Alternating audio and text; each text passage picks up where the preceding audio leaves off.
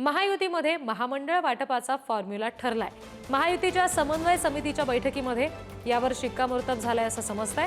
महामंडळाच्या महत्त्वानुसार अ, ब, क अशी वर्गवारी केली जाणार आहे। सर्वाधिक आमदार असल्यामुळे भाजपच्या वाट्याला 48% पदं येणार।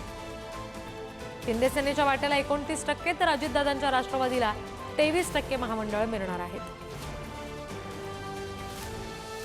आणखी तपशील आपण घेणार आहोत। प्रतिनिधी सुशांत सावंत आपल्याशी जोडले गेलेले आहेत त्यांच्याकडून। सुशांत, आता महामंडळाच्या वाटपाचा फॉर्म्युला ठरल्याचं कळतंय। पुन्हा एकदा भाजपकडे सगळ्यात जास्त या संदर्भातलं पद येणार आहे असं कळतंय। काय नेमकं याबाबतचे आणखी तपशील आहेत?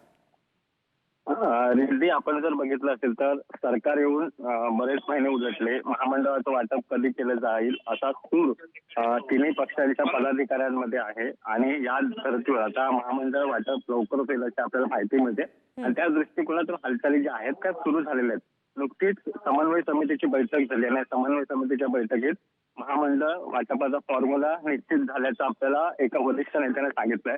महामंडळ वाटप असं केलं जाणार ज्यामध्ये अ, ब आणि क अशी कॅटेगरी जी आहे ती केली जाणार आहे आणि सर्वाधिक आमदार असल्यानं भाजपच्या वाट्याला 48 पदं जी आहेत ती येणार आहेत महामंडळ। शिवसेनेच्या वाट्याला 29% आणि राष्ट्रवादीच्या वाट्याला 23% महामंडळ मिळणार आहेत। आणि राज्यात एकूण जर बघितलं असेल तर 138 महामंडळांमध्ये आहेत आणि त्यामध्ये 775 इतकी सदस्य संख्या आहे।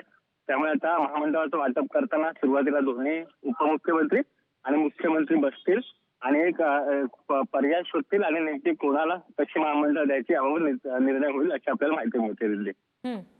आता जसं सुशांत तुम्ही म्हणालात की 48% पदं ही भाजपकडे जात आहेत। जास्त टक्के जरी भाजपकडे असले तरी महत्वाची जी काही महामंडळं असतील त्या बाबतीतलं वाटप कसं होऊ शकतं?